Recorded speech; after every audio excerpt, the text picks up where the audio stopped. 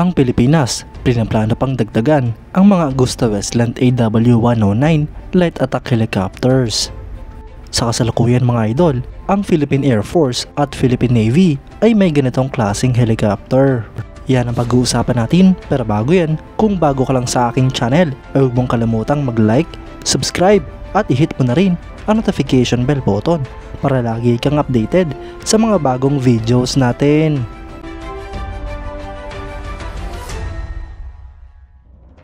Ayon nga po sa mga impormasyon mga idol, nangangailangan ng Philippine Air Force ng mga karagdagang light attack helicopter. Ito nga po ay dahil magre-retiro na ang mga MD-500 Defender ng ating bansa. Ang mga MD-520MG ay mga light attack helicopter ng Philippine Air Force na matagal na nagsiserbisyo sa ating bansa. Kaya't pinaplano na nga po ng Philippine Air Force na i-retiro ang mga light attack helicopter na ito. At ang posible nga pong opsyon na siyang papalit sa mga light attack helicopter na ito ay ang mga AW109 light attack helicopters.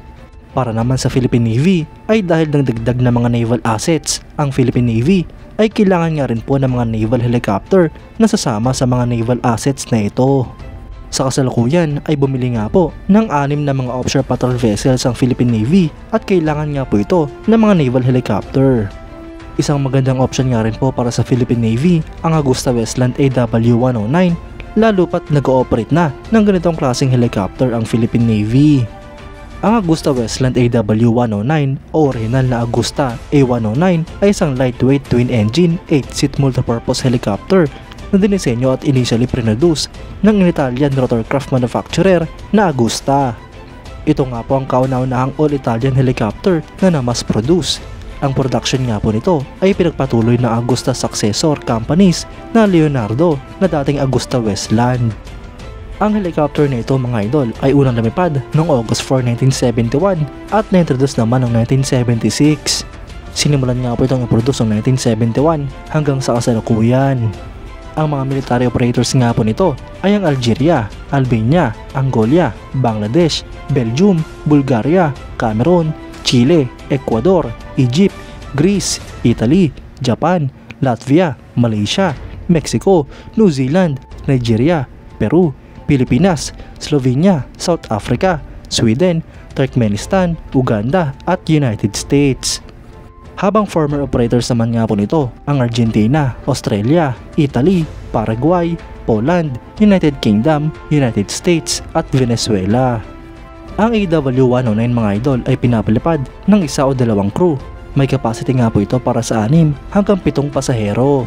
Ito nga po ay may habang 11.44 meters, height na 3.5 meters, empty weight na 1,590 kg at maximum takeoff weight na 2,850 kg.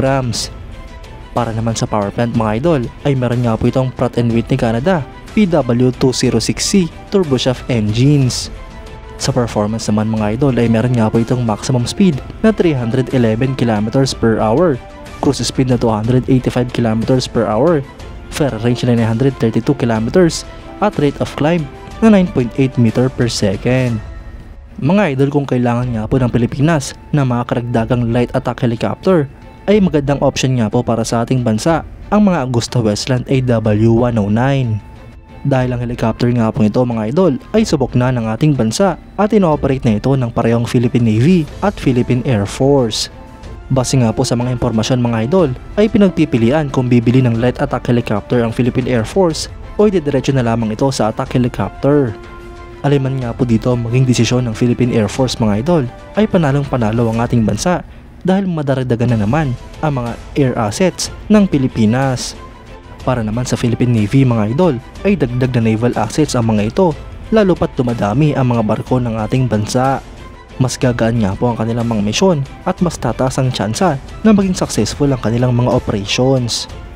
Kayo mga idol, anong masasabi nyo? Comment down below for your thoughts and opinions. At yan nga lang po ang pag-uusapan natin ngayon mga idol. Maraming salamat sa panonood. Huwag nyo rin kalimutang mag-like at subscribe bilang suporta sa ating channel. Mabuhay kayo mga idol!